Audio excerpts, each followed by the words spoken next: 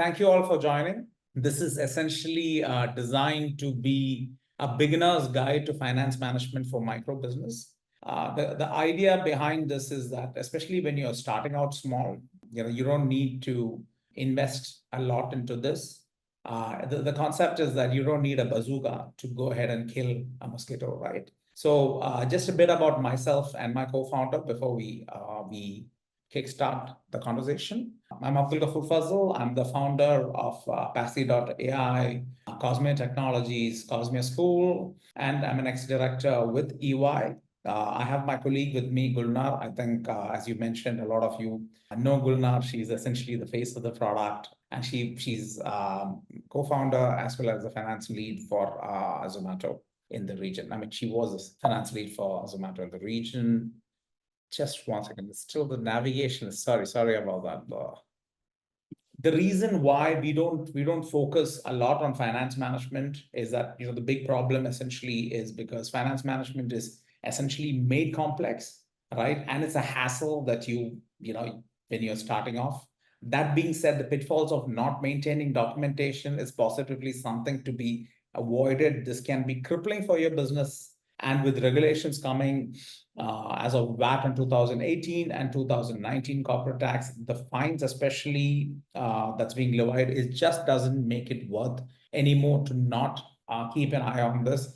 Why am I the right kind of person to talk for this? Other than coming from a finance background, I've also had the misfortune of going ahead and making all these mistakes. So once I got out of EY, I started the first firm that I did.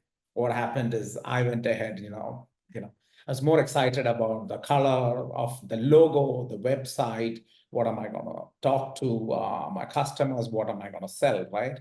And there's a story definitely that I will share with you guys. How it goes back to Murphy's Law. Essentially, that means anything and everything that can go wrong will go wrong at that particular time. I've got a really interesting story that I will share during the course of the presentation.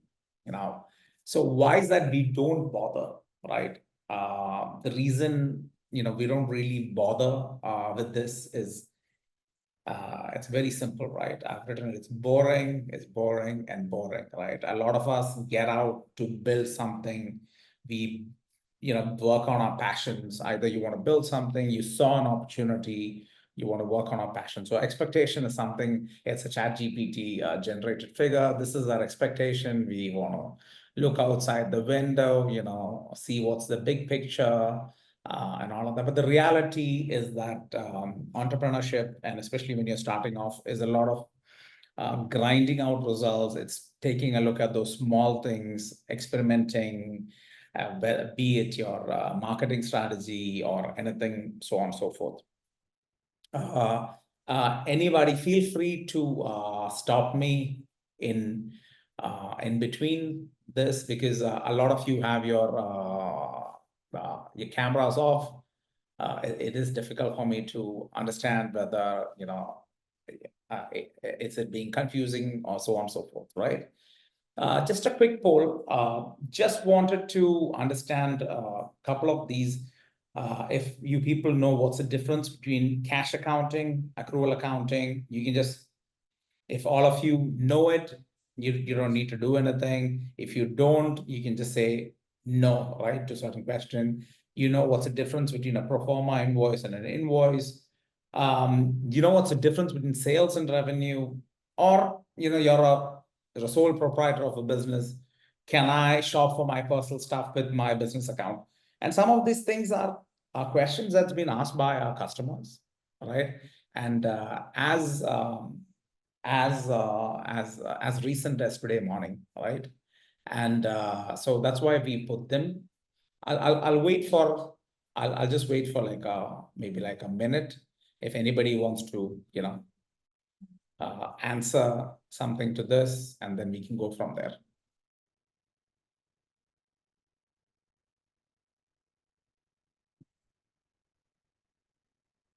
Or you can just ask me. So feel free to go ahead and ask me, or just try a shot at, if anybody knows if it's the difference between sales and revenue, or you feel it's the same, you can tell me that. Yes, I have a question. What is the pro forma invoice and the forma? What's the difference between them?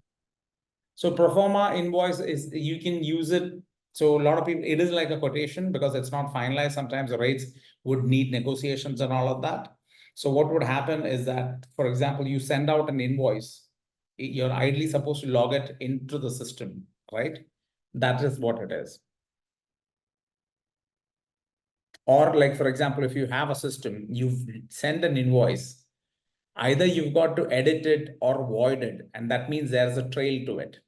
So that's why you can send out a pro forma invoice. So it's not the finalized version of the invoice. Yeah. Is it something like a quote? Yeah, yeah. So it's like a quotation before the invoice. Yeah. It is to clarify the terms between you and the customer and all. It is, you can say it is like a quotation, but what happens is for, what do you say? For a lot of, to clarify terms and conditions is mainly what it is for. Yeah. Okay. And, yeah. Just for the clarity, right? Before generating an invoice, right? Yeah, so it happens, the confusion can happen, right? And let's say you generate an invoice. Let's say if, for example, you're using Stripe, you generate an invoice. In Stripe, you can't edit an invoice. You can either void it, Yeah. right? Or you can void it, so it's there on the trail, right? Okay. And yeah. So especially with sales and revenue, this is something that a lot of people don't understand. What is the difference between sales and revenue? I'm going to quickly talk on that before I move on, right? So sales is, let's say you're running, I think one of the people out here, they are running an eco product, right? So you have an eco product which you're selling. Let's say you're selling soaps or you're selling furniture. So sales is from that. Revenue could be something, let's say, for example, you're using VO Bank and you're moving that into an FD, or you're consulting for something. So these are all the what you would call as income from other sources. And both of this would add up and become revenue, right? And yeah, so just moving on, what I like to say that, it doesn't have to be complex, especially when you're starting. I like to just, split it into 6 steps, all right? So you make a sale, you send an invoice, right? You make an expenditure, you go ahead, either you put a purchase order, or you spend, you create a bill for it, you submit the expenses. If there's a payment, you can send a receipt that gives you, that tells people that, okay, they've received the money. Keep your books, that's your P&L, balance sheet, cash flow, and the tax report. File your taxes, or at least in lots of cases, you've got to file your exemption saying that you're exempt, you don't fall within that. So what I would say is that it's as simple as keeping into these 6 tasks, right? So again, this is a basic checklist, especially some of this conversations may be super basic, right? So we are trying to adhere to an audience that I think, like Rekha said, her mom is just starting out, and there may be some of you who are running a business for a couple of years. So for the guys who are running this business for a couple of years, I'm sorry, but we're trying to make it really basic. You guys can reach out to us separately, and I'm sure we can answer your questions, right? And so again, keep your business, personal and business expenses separate. This happens definitely when you're a single owner, or if you're a majority owner, you kind of treat this as an extension of you. Keep your records, use software where possible, track important numbers, review the financials, and keep some emergency funds, because it's again the Murphy's Law. Anything that can go wrong will definitely go wrong. And so separating personal and business finances. So what happens is Dubai and UAE generally is, have the policy of because it wants to attract investments. It's made opening of business licenses really quick, right? You can go ahead and open your, I'm sure you guys have seen ads. You open your business license within 30 minutes, 24 hours, so on and so forth. But that's not the case with a bank account. It usually takes time. All right. Now, what's the reason for this? What happens with this? Because there are different authorities operating in this. You've got your, Ministry of Commerce, Chamber of Commerce, and so on and so forth. They've got an agenda to push Dubai's vision forward. So that's why it's so easy. But when it comes to banking, they fall under a central bank. Bankers, for all good reasons, they are very risk averse. And that's why it is quite difficult when it comes to opening bank accounts. I've just given here a snapshot of some of those options that you have. I'm not saying this is all that there is. The intention is just to tell you that you've got VO Bank, government or FAB essentially recognizing that there is this gap where you can open licenses very quickly, but banking, that's not the case. We've had instances of people who open their licenses, still struggling to open their business bank for 6 months, I don't know, a year, and so on and so forth. And if they're really small, if you're not able to open a bank account, at least get one of those expense cards so that you at least know that this is your business expenses. You have those records in, over a period when you grow. You've got to have those records. So, which is what I'll talk about in the next slide. Anybody has any questions in and around this? I'll just pause for a minute. Or is it something that you've experienced? Is there a story that you guys want to talk about? I'll wait for it.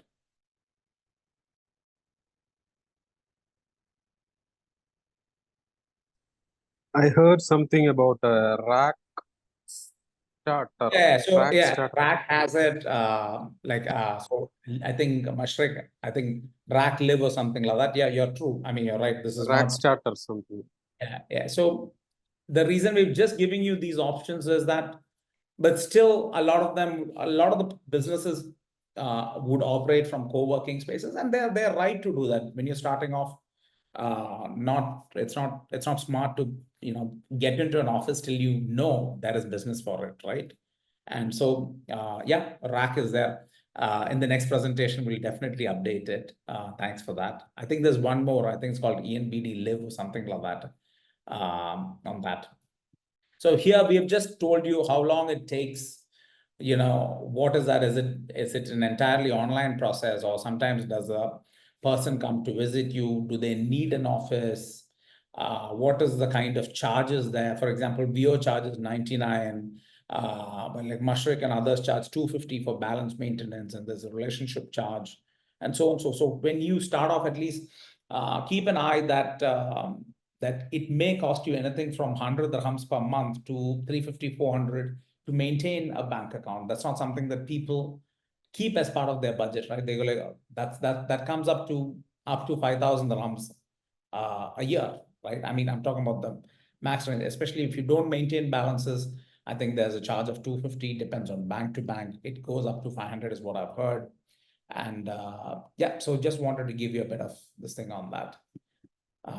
Yep, going on to the next slide.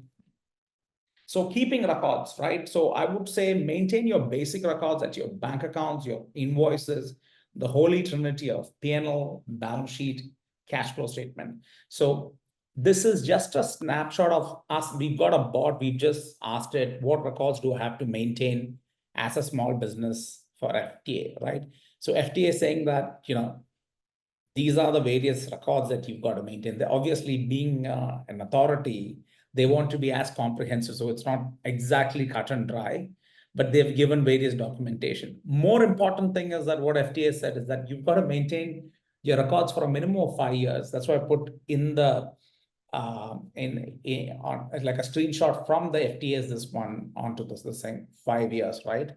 And also, again, just wanted to go back to some of the policies that people talk about. Like, for example, if you're if you're a small business, you can even maintain this thing as a cash-based account, right? If you're a cash, you can do cash-based accounting. So this is again, which says that if your revenue doesn't exceed 3 million in a tax year, you can maintain in cash-based. We're not suggesting anything per se in that. Quite happy. Accrual is the way to go, but if you're really small, even that is fine to maintain it in a cash based system. So again, going to keeping records, you can keep records in an Excel sheet, you can keep records in PDF.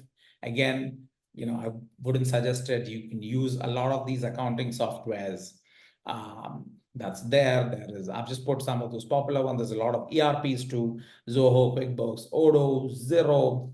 And so what happens, especially with Zoho, QuickBooks and all of that, a lot of people go ahead and they get onboarded onto this because of those deals that you see below, right? So there's a May sale, 90% for 6 months. Zoho, I think, comes a year free with Mushrik. So I was recently talking to somebody who's just kicking start his business. He hasn't, I think he hasn't, shifted to the visa of the new company, but he's gone ahead and got a Zoho, this thing. So again, just a word about us before, we talk more at a later stage. We are a finance concierge, right? What that means is that we take end-to-end ownership. So that means our software comes with an accountant. I'm not going to talk more about that. I'll take those later. Any questions in and around this? Anybody?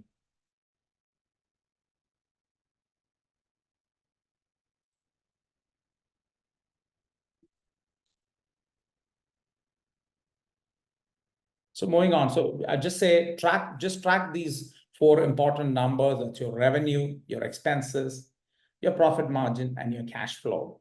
Now, all of you are aware of the first 3 metrics, right? I'm sure. But cash flow is not something that a lot of people track, because this is where a lot of the businesses end up failing. All right. So what happens is that you would do the sale. Let's say you've got 100,000 dirhams of business. You go ahead, you've got your expenses of 80,000. You assume there's a profit of 20,000. That means next month you are fine to pay all your bills and all of that. What happens lots of times is that there would be delays in payment. There would be credit terms at play. That means you may not be able to collect what's required to maintain your lights on. That's your fixed expenses, right? So these are expenses that you cannot shift to another month. This could be your rents, this could be your salary, your bank loans, and so on and so forth.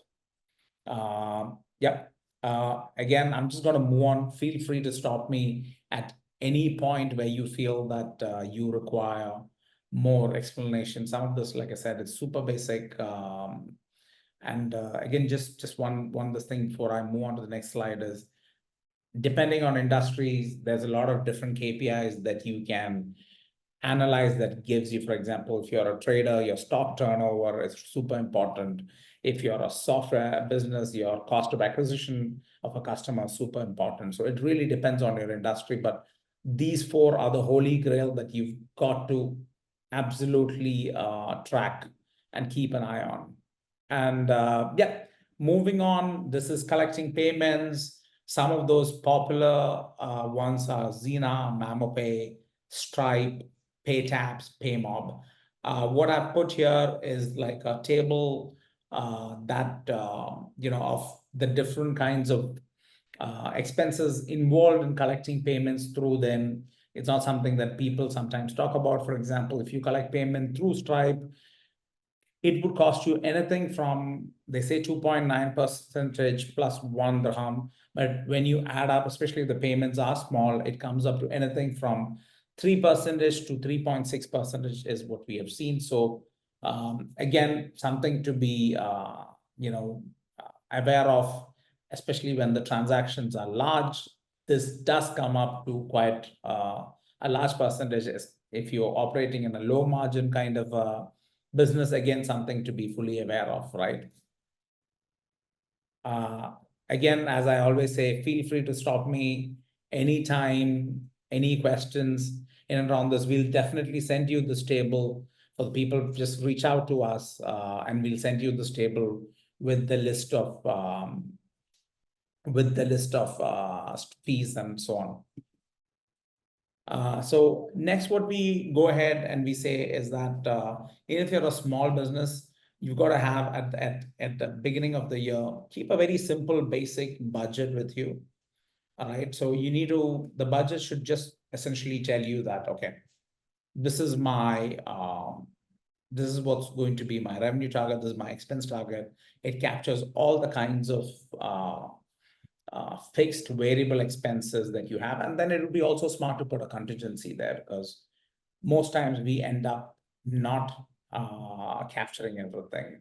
And this could be various reasons. Let's say you've gone ahead and you've taken a Zoho account. You've thought, okay, the Zoho account, you can use the lowest package, which is like 60 dirhams a month or 70 dirhams a month. But then you realize that you need to do an invoice for a client in the US, and you need the one which has dollars, right? And that suddenly that bumps up the price to 140 dirhams a month, right? So I'm just giving you one example of something that can happen. Again, this is something that you've got to at least look at in a quarterly, or at least, twice a year. And that's it. We'll definitely be sharing a template that's super simple that anybody can follow. This is a compliance table. This just says that, okay, this is the VAT. If you're over a revenue of 185,000, you can do voluntary registration. If you're about 365,000, it is compulsory. Corporate taxes is 9%. Over 375, then there is ESR for certain industries, such as I think banking, insurance, and certain other industries where you've got to declare. Yeah, so there is also a list of penalties from the government, which are quite heavy. So it is essential that you maintain an awareness, because it just makes sense to maintain documentation than pay these fines, because they're that heavy.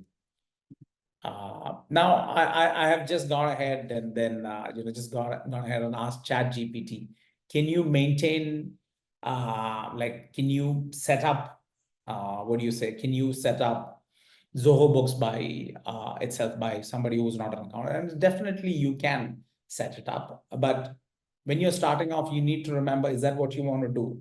Is that the best time? I mean, best use of your time, right? And what we've seen is we've got people who come to us after 1-2 years asking us, can you fix all of this? And I always say it's more difficult to renovate a house than build it. And again, just going to the Pareto principle, where you say that 20% of your efforts yield 80% of the results. So as a small businessman, let's guard our time and focus on things that are super important. And yep. Again, I just wanted to, because there's a lot of talk on AI in finance.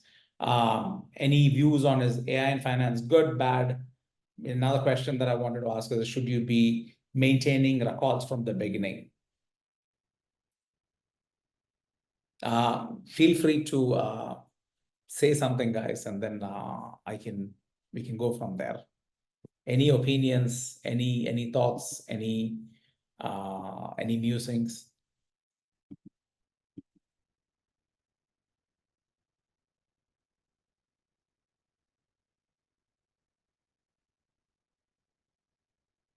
Okay, so then in that case, let me just quickly tell you a story of, so the first business that I had started was in India, and then, I had maintained haphazard records. And what happened is there was a request for documentation from the authority, and I was busy and I kind of delayed it.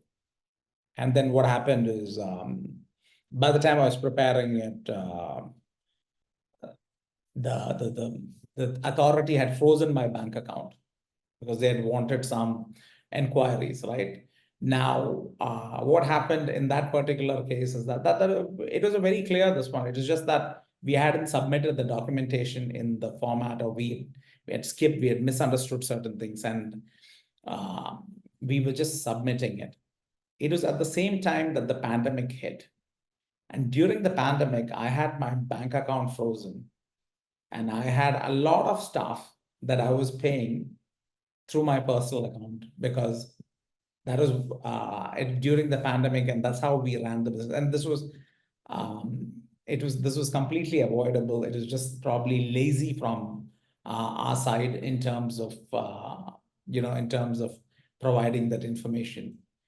This was probably something that should have taken 15-20 days, but then because of the whole pandemic, we ran on a personal bank account for 6 months, and this was not exactly a ultra small company. This was what you would call a medium-sized company, right? And then it was not a good look for us. It is a lot of hassle for our customers. It is a lot of hassle for our employees, our stakeholders. So just a story on why it's super important. Okay, any questions? Anything to share? If not, we will move on.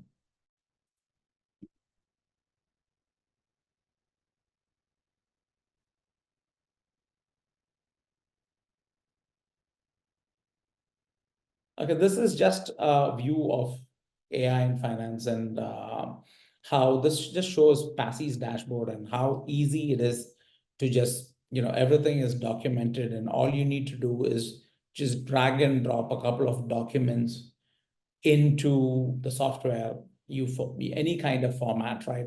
What we've done is we've built out the software to be super simple, and that's it. We build this out for small businesses, and how, just by uploading documentation, you've got your entire analytics, you've got your entire business management information, your P&L, balance sheet, and everything. Just wanted to show you guys a snapshot of how simple it is with us.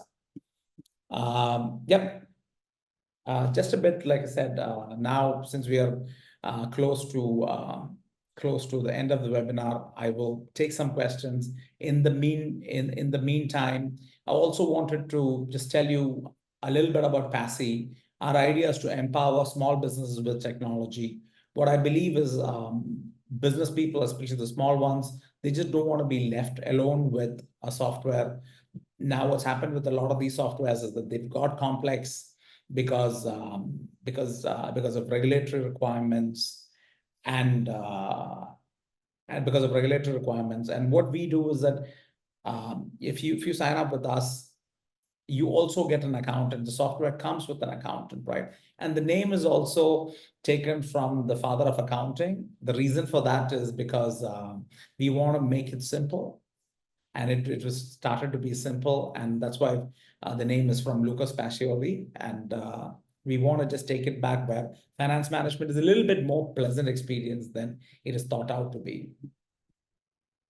Again, just some unsaid things in maintaining your documentation is that invest early in getting your corporate structure down, especially small business people.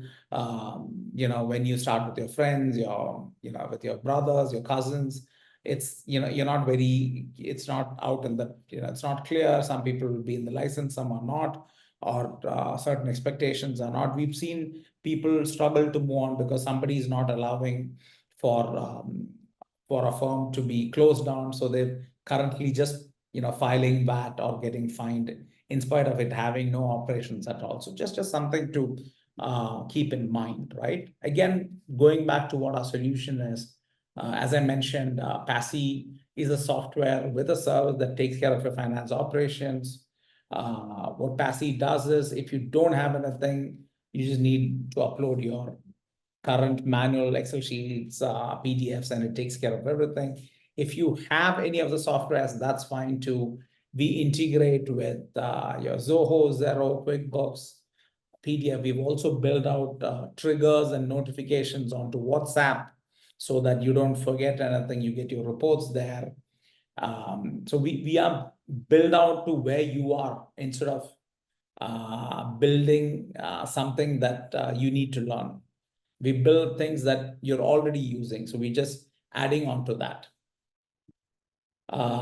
As I mentioned, our USP is simplicity, We take end-to-end ownership.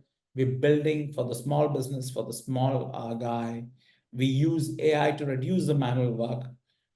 All the accounting is simplified in the background. All complexity is dealt by the system in the background. There is in-application messaging and communication capabilities so that you can talk to your accountant in the application itself or through WhatsApp. It's integrated into our system so that you don't need to wait for a long time for your reports or for clarity. It is as close to 24/7 as possible. Again, before I go on to this, wanted to ask you guys any questions about the session or about our session or our software and our service. I'll take it now.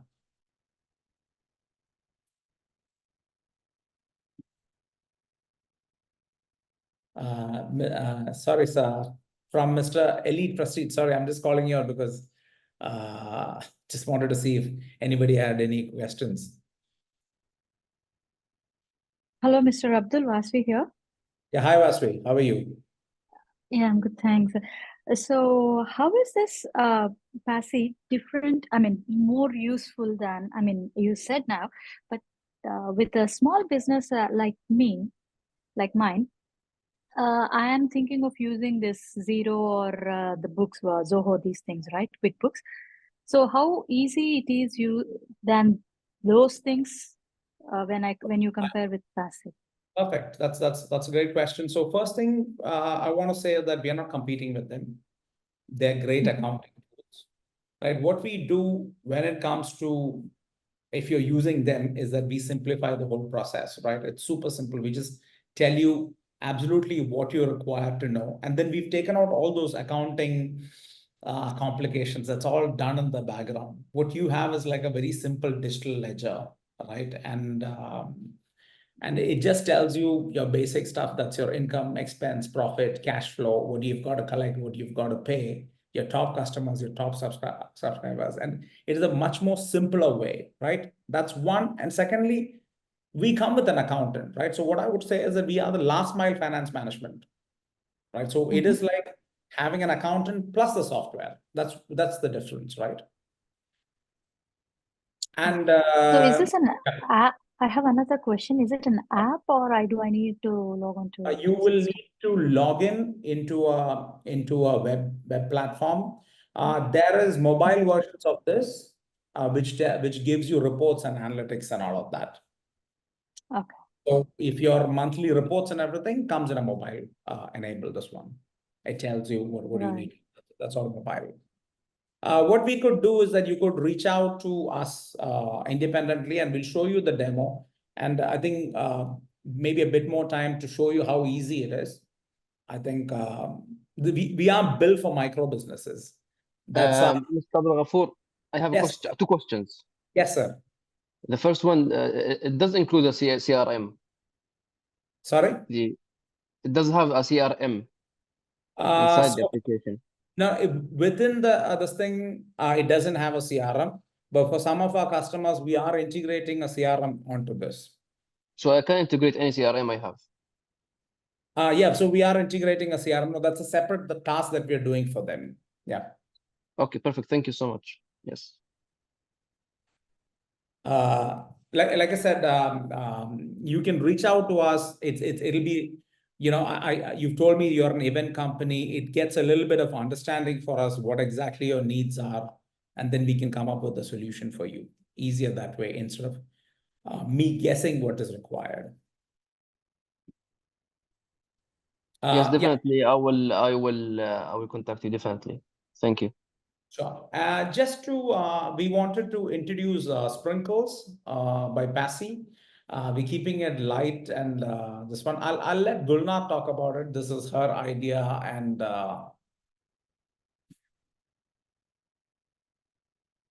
Hi everyone. Firstly, thank you so much for joining our webinar, and I hope you found some useful nuggets of information with Fazal's presentation. So Sprinkles by Paci is essentially a safe space with learning resources and business toolkit with inspirational content, educational content that will help every business owner. So anything business related, we keep giving you information, knowledge. It's like a support system. And we hope it will be a wonderful space for all of you to get that support and inspiration to keep doing your business and growing it. Thanks, Gulnar. So as I mentioned, just reach out to Gulnar at Paci.ai or Fazal at Paci.ai. We'll send you the templates. If you're just maintaining it manually, we'll send you those templates that you can use for your invoices, purchase orders. If you want to just budget your digital marketing spend and, or for budgets, right? We'll send you all of this, and we'll also add you to the community. This community, there would definitely be no selling. The intention is just to give you information. And it's not just connected to finance. It's also connected to all the topics that a small business may be interested in, that starts from finance, a bit of marketing, a bit on business models. Like, for example, what Rekha had asked, we could talk a little bit about, if you're an online seller, what are the things to keep in mind? And sorry, I'm just going to skip this because I think we've talked about this. Why Paci? We're a concierge service. I'm just going to move from there. I also wanted some, maybe some feedback on some of the topics that we are considering in the coming months is essentially the following. That is building a business plan in an hour. It's like a guided exercise. We'll help you prepare a basic budget in an hour. Again, a guided exercise. 5 must-haves for your small business. Measuring your marketing effectiveness, thinking of launching your business. It's like a business plan validation, keeping your financial analysis simple. So any of these topics, if you would like, we've obviously we are looking at doing all of them, but if we can get some sort of a preference from people of what is that they are more interested in, we'll bring that forward. And so as I mentioned, Sprinkles is not about talking about finance. It's talking about anything and everything a small business needs, small and micro business. Yeah, Gulnar, if you want to go ahead and say something.